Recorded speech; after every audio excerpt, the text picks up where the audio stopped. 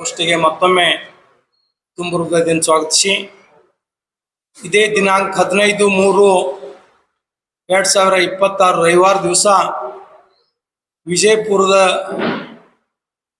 Vijay function ಹಾಲ್ದಲ್ಲಿ ಜಿಲ್ಲೆಯ ಕಾಂಗ್ರೆಸ್ ಕಾರ್ಯಕರ್ತರಿಗೆ ಒಂದು ದಿನದ ಕಾರ್ಯಾಗಾರವನ್ನು ಏರ್ಪಡಿಸಿದ್ದೇವೆ.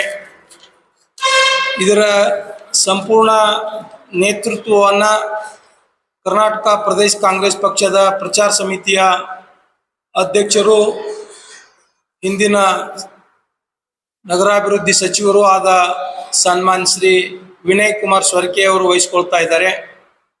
ಆ ಕಾರ್ಯಕ್ರಮದ ಉದ್ಘಾಟನೆಯನ್ನು ನಮ್ಮ ಜಿಲ್ಲಾ ಉಸ್ತುವಾರಿ ಸಚಿವರು, ಬೃಹತ್ ಕೈಗಾರಿಕಾ ಸಚಿವರಾದ ಸನ್ಮಾನ್ಯ ಶ್ರೀ MB ಪಾಟೀಲ್ ವಹಿಸಿಕೊಳ್ತಾ ಇದ್ದಾರೆ. ಮುಖ್ಯ ಅತಿಥಿಗಳಾಗಿ ಜಿಲ್ಲೆಯ ಇನ್ನೋರ್ವ ಹಾವೇರಿ ಜಿಲ್ಲಾ ಉಸ್ತುವಾರಿ ಸಚಿವರುಗಳಾದಂಥ ಸನ್ಮಾನ್ಯ ಶಿವಾನಂದ ಪಾಟೀಲ್ರು ವಹಿಸ್ಕೊಳ್ತಾ ಇದ್ದಾರೆ. ಅದೇ ರೀತಿ ಅತಿಥಿಗಳಾಗಿ ಜಿಲ್ಲೆಯ ಗೌರವಾನ್ವಿತ ಶಾಸಕರು ಆದಂಥ ಅಪ್ಪಾಜಿ ನಾಡಗೌಡ್ಜಿ ಅವರಿರ್ಬೋದು, ಯಶವಂತರಾಯಗೌಡ ಪಾಟೀಲ್ರು, ವಿಠ್ಠಲ್ ಕಟಕ್ದೊಂಡವರು, ಅಶೋಕ್ ಮನಗೂಳಿ ಅವರು, ಅವ್ರ ಜೊತೆಗೆ ವಿಧಾನ ಪರಿಷತ್ತಿನ ಸದಸ್ಯರಾದಂಥ ಸುನೀಲ್ ಗೌಡ್ ಪಾಟೀಲ್ರು ಮತ್ತು ಪ್ರಕಾಶ್ ಹುಕ್ಕೇರಿ ಅವರು ಎಲ್ಲರೂ ಸಹ ಈ ಒಂದು ಕಾರ್ಯಾಗಾರದಲ್ಲಿ ಪಾಲ್ಗೊಳ್ತಾ ಇದ್ದಾರೆ.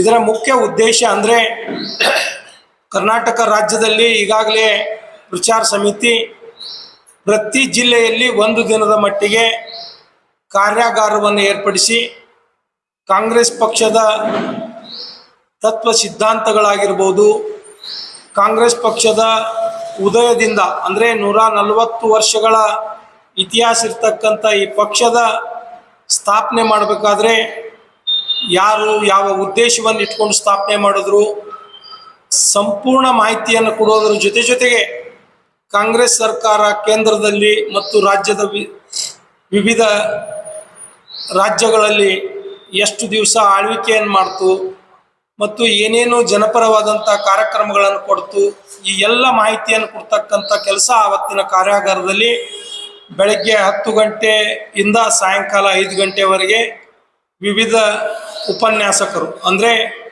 ರಾಜ್ಯದಿಂದ KPCCಯ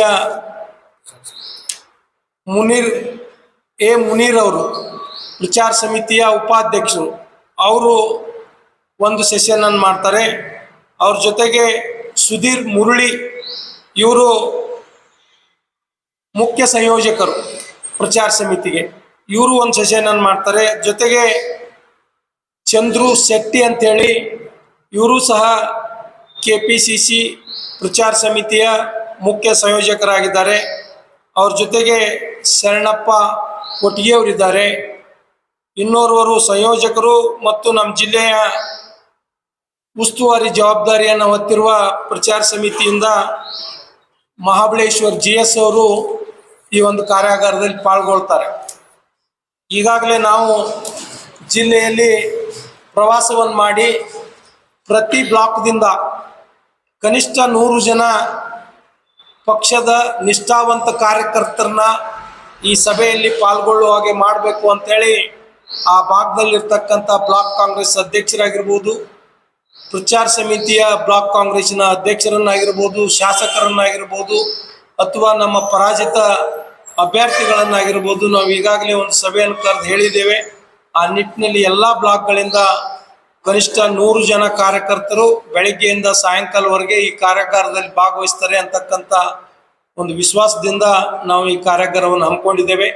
ಇದರಲ್ಲಿ ತಾವು ಈ ವಿಷಯವನ್ನು ಸಾರ್ವಜನಿಕವಾಗಿ ತಿಳಿಸಬೇಕು ಅಂತೇಳಿ ಮತ್ತೊಮ್ಮೆ ತಮ್ಮೆಲ್ಲರನ್ನ ಗೌರವಾನ್ವಿತ ಮಾಧ್ಯಮದ ಮಿತ್ರರನ್ನ ಕರೆಸಿ ಈ ವಿಷಯವನ್ನು ಸ್ಪಷ್ಟಪಡಿಸ್ತಾ ಇದ್ದೇವೆ. ಧನ್ಯವಾದಗಳು. ಸಾಕಷ್ಟು ವಿಷಯಗಳನ್ನು ಈಗ ತಾನೇ ನಮ್ಮ ಜಿಲ್ಲಾ ಅಧ್ಯಕ್ಷರಾದ ಮಲ್ಲಿಕಾರ್ಜುನ್ ಅವರು ನಿಮ್ಮಲ್ಲಿ ಪ್ರಸ್ತಾಪಿಸಿದ್ದಾರೆ. ಯಾಕಂದ್ರೆ ಕಾರ್ಯಾಗಾರ ಇದೊಂದು ವರ್ಕ್ಶಾಪ್ ನಮ್ಮ ಕರ್ನಾಟಕ ಪ್ರದೇಶ ಕಾಂಗ್ರೆಸ್ ಕಮಿಟಿಯ ಪ್ರಚಾರ ಸಮಿತಿಯ ಘಟಕದಿಂದ ಆಗುತ್ತದೆ. ಇದು ಒಂದು ಮೊದಲನೇ ಸಲ ಆಗ್ತದೆ. ಬಿಜಾಪುರ ಜಿಲ್ಲೆಯಲ್ಲಿ ಇದಕ್ಕಿಂತ ಮೊದಲು ಕಾರ್ಯಾಗಾರ ಆಗಿಲ್ಲ. ಬಹಳ ದಿನಗಳಿಂದ ನಾವು ಕಾರ್ಯಾಗಾರ ಮಾಡ್ಬೇಕು ಸರ್, ಯಾಕಂದ್ರೆ ಕಾರ್ಯಾಗಾರಗಳು ಹೆಚ್ಚು ಎಲ್ಲ ಬೆಂಗಳೂರೊಳಗೆ ಆಗ್ತಾವೆ. ಮೊದಲನೇ ಸಲ ಬಿಜಾಪುರಕ್ಕೆ ಬರ್ಬೇಕಂದಾಗ ವಿನಯ್ ಕುಮಾರ್ ಸ್ವರ್ಕೆ ಸಾಹೇಬ್ರ ಅಧ್ಯಕ್ಷರು ಅದನ್ನು ವಿನಮ್ರವಾಗಿ ಇದು ಮಾಡಿಕೊಂಡು ಎಲ್ಲ ಅವ್ರದ್ದೊಂದು ಟೀಮ್ ಇದೆ. ಬರೀ ವಿನಯ್ ಕುಮಾರ್ ಸೊರ್ಕೆ ಅವ್ರು ಬರಂಗಿಲ್ಲ. ಎಲ್ಲೇ ಕಾರ್ಯಾಗಾರ ಆದ್ರೆ ಈ ವಿಷಯದ ಬಗ್ಗೆ ಪ್ರಚಾರ ಸಮಿತಿ ಅಂದ್ರೆ ಕೇವಲ ಇಲೆಕ್ಷನ್ ಬಂದಾಗ ಅಷ್ಟೇ ಪ್ರಚಾರ ಪ್ರಚಾರ ಸಮಿತಿ ಇರಂಗಿಲ್ಲ. ಇಡೀ ವರ್ಷ, ಇಡೀ 5 ವರ್ಷ ನಮ್ಮ ಸರ್ಕಾರದ 5 ವರ್ಷ ಮುಂದಿನ ಇಲೆಕ್ಷನ್ ಒಳಗೆ ದಿನನಿತ್ಯದ ಕೆಲಸ ನಡೀತಿರ್ತಾವ KPCCಯಲ್ಲಿ. ಅದರ ಒಂದು ಭಾಗವಾಗಿ ಬಿಜಾಪುರ ಜಿಲ್ಲೆಯಲ್ಲಿ ಇವತ್ತು ನಾವು ಮಾಡ್ತಾ ಇದ್ದೇವೆ. ಒಂದು ಎಲ್ಲಾ ಜನರಿಗೆ ತಗೊಂಡು ತಾವು ಹೇಳ್ದಂಗೆ ಅವ್ರಿಗೆ ಬಿಟ್ಟು ಏನಿಲ್ಲ. ಕಾಂಗ್ರೆಸ್ ಜಿಲ್ಲಾ ಕಾಂಗ್ರೆಸ್ ಒಂದಿದೆ, ಸಣ್ಣ ಪುಟ್ಟು ಇದು ಇರ್ತಾವ, ವೈಯಕ್ತಿಕವಾಗಿರ್ತಾವ. ಅದಕ್ಕೆ ನಾವು ಯಾವುದೇ ಹೆಚ್ಚು ಲಕ್ಷ್ಯ ಕೊಡಲಾರ್ದೆ ಪಕ್ಷವನ್ನು ಮುಂದುವರಿಸಬೇಕು. ವಿಶೇಷವಾಗಿ ಕಾರ್ಯಾಗಾರದ ಅರ್ಥ ಏನಪ್ಪಾ ಅಂತಂದ್ರೆ ಅದರಲ್ಲಿ ಕೆಲವೊಂದು ಭಾಗದ ಮ್ಯಾಗ ಅಲ್ಲೇ ಬೇರೆ ಬೇರೆ ಮಾಡ್ಯಾರ. ನಮ್ಮ ಭಂಡಾರಿ ಸಾಹೇಬರು ಒಂದು ವಿಷಯ ತೆಗೆದ್ರು, ಒಂದು ಕೋಮು ಭಾವನೆ ಮೂಡ್ತಿದೆ ಇದರಲ್ಲಿ, ಅದರ ಬಗ್ಗೆನೂ ವಿಶೇಷವಾಗಿ ಅದರ ಬಗ್ಗೆ ಮಾತಾಡ್ತಾರೆ. ಆಗ್ತಾನೆ ಅವ್ರು ಲೀಸ್ಟ್ ಹೇಳಿದ್ದಾರೆ. ವಿಸ್ತಾರವಾಗಿ 45 ಮಿನಿಟ್ಸ್ ಒಂದು ಇದು ಇರುತ್ತೆ. ಅದೇ ತರ ಈವೇನು ಮಾಧ್ಯಮದ ಯಾವ ತರ ನಾವು ಮಾಧ್ಯಮವನ್ನು ನಿರ್ವಹಣೆ ಮಾಡಬೇಕು, ಮೀಡಿಯಾ ಮ್ಯಾನೇಜ್ಮೆಂಟ್ ಬಗ್ಗೆ ಹೆಂಗ, ಮೀಡಿಯಾ ನಮ್ಮ ಬಗ್ಗೆ ಅಗ್ರೆಸಿವ್ ಆಗಿರ್ತದೆ. ಆವಾಗ ನೀವು ನೋಡ್ತೀರಿ ಇವತ್ತು ದೇಶದಲ್ಲಿ ಗೋಧಿ ಮೀಡಿಯಾ ಅಂತೇಳಿ ಭಾಳ ಒಂದು ಕಾಯಿನ್ ವರ್ಡ್ ಆಗಿದೆ. ಅದರ ಬಗ್ಗೆ ನಾವು ಹ್ಯಾಂಗ್ ಫ್ರೆಂಡ್ ಮಾಡ್ಬೇಕು, ನಾವು ಪಕ್ಷದವರು ಪಕ್ಷ ಸಂಘಟನೆಯಿಂದ ಯಾವ ತರ ಮೀಡಿಯಾಕ್ಕೆ ಇದು ಮಾಡಿ ನಮ್ಮ ಮೇಲೆ ಅಗ್ರೆಸಿವ್ ಆಗಿ ಯಾವುದೇ ವಿಷಯದ ಮ್ಯಾಗೆ ನೆಗೆಟಿವ್ ಆಗಿ ಪ್ರಚಾರವಾಗುವಾಗ ಹ್ಯಾಂಗ್ ಮಾಡ್ಬೇಕು, ಅದ್ರ ಬಗ್ಗೆ ಅಮೀನ್ ಮುಟ್ಟೋರು ಮಾತಾಡ್ತಿದ್ರಲ್ಲಿ. ಅವ್ರು ಇನ್ನೂ ಅವೈಲೇಬಲ್ ಆಗಿಲ್ಲ, ಅವ್ರಿಗೆ ಕಾಂಟ್ಯಾಕ್ಟ್ ಆಗಿಲ್ಲ. ಅವ್ರಾದ್ರೆ ಅಮೀನ್ ಮುಟ್ಟೋರು ಬರ್ತಾರ, ಮುರಳಿ ಅವರು ಭಾಳ ಯಾವ ತರ ಕೋಮು ಗಲಭೆಗೆ ಪ್ರಚೋದನೆ ನೀಡುತ್ತದೆ, ಅದ್ರ ಹಿಂದೆ ಉದ್ದೇಶ ಏನಿರ್ತದೆ, ಅದ್ರ ಹಿಂದೆ ಒಂದು ರಾಜಕೀಯ ಇರ್ತದ, ಅದ್ರ ಬಗ್ಗೆ ಸವಿಸ್ತರವಾಗಿ ಅವ್ರು ಮಾತಾಡ್ತಾರೆ. ಇವೆಲ್ಲ ಜ್ವಲಂತ ಸಮಸ್ಯೆಗಳು. ಇದೇ ತರ ಬೆಲೆ ಏರಿಕೆ ಇರ್ಬೋದು, ನಿರುದ್ಯೋಗ ಇರ್ಬೋದು, ಈ ಎಲ್ಲ ವಿಷಯ ಕೇಂದ್ರ ಸರ್ಕಾರದ ವಿರುದ್ಧ ನಾವು ಪಕ್ಷದ ಕಾರ್ಯಕರ್ತರಾಗಿ ಯಾವ ತರ ನಾವು ಮೀಡಿಯಾದ ಮುಂದೆ ಜನರ ಮುಂದೆ ಹೋಗಿ ಹೇಳ್ಬೇಕಪ್ಪ ಅನ್ನೋದು ಇದರದ ಮೂಲ ಉದ್ದೇಶದ workshop. We are actually training the ಕಾರ್ಯಕರ್ತ. ಇದ್ರದ್ದು ಉದ್ದೇಶ ಅದು ಒಂದು ಏನೋ ಭಾಷಣದ ಸಭೆ ಏನಲ್ಲ. ಅದು ಇದ್ರ ಬಗ್ಗೆ ಹೆಚ್ಚು ಮಾತಾಡೋರು ಎಲ್ಲ ನಾಯಕರು ಬರ್ತಿರ್ಬೋದು, ಆದ್ರೆ ಅಲ್ಲಿ ಮಾತಾಡೋರು ಯಾರದಲ್ಲ, ವಿಶೇಷ ಭಾಷಣಕಾರ ಯಾರಾದ್ರ ಅವ್ರ ಮ್ಯಾಗ ನಾವು ಹೆಚ್ಚು ಒತ್ತು ಕೊಟ್ಟು ಆ ವಿಷಯ ನಿಮ್ಗೆ ಬರ್ತದೆ. ನೀವೆಲ್ಲರೂ ಅದಕ್ಕೆ ಸಹಕಾರ ಮಾಡಿ ಅದಕ್ಕೊಂದು ಪಾಸಿಟಿವ್ ಇದು ಮಾಡ್ಕೊಂಡು ಅದಕ್ಕೆ ನೀವು ಮಾಡಿದ್ದಲ್ಲಿ ಒಂದು ಒಳ್ಳೆ ಇದು ಹೋಗುತ್ತೆ. ಯಾಕಂದ್ರೆ ನೀವು ನೋಡ್ತಾ ಇದ್ದೀರಿ ದೇಶಕ್ಕೆ ಯಾವ ವಿಷಯಗಳ ಮ್ಯಾಗ ಇವತ್ತು ನಾವು ಇಡೀ ಜಗತ್ತಿನಲ್ಲೇ ಒಂಥರ ಒಬ್ಬಟ್ಟಿಯಾಗಿ ಕಾಣಲಾಗ್ತದೆ ದೇಶ. ಇದ್ರ ಬಗ್ಗೆ ತಾವು ವಿಚಾರ ಮಾಡ್ಬೇಕು.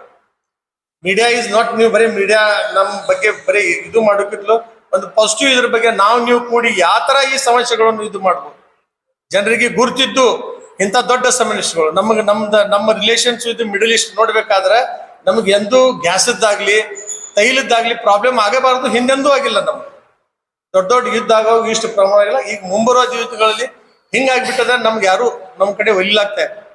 ನಮ್ಗೆ ಯಾರು ಯೂಸ್ ಮಾಡ್ಲಾಗ್ತಾರೆ, ನಾವು ಯೂಸ್ ಅಂಡ್ ಥ್ರೂ ಆಗಿವ್. ಅವ್ರು ತಮ್ಮ ಸ್ವಾರ್ಥಕ್ಕಾಗಿ ನಮ್ಮ ದೇಶದ ಒಂದು ಫಾರಿನ್ ಪಾಲಿಸಿ ಅದಕ್ಕೆ ಯೂಸ್ ಮಾಡ್ತಾ ಇದೊಂದು ದೊಡ್ಡ ಸಮಸ್ಯೆ.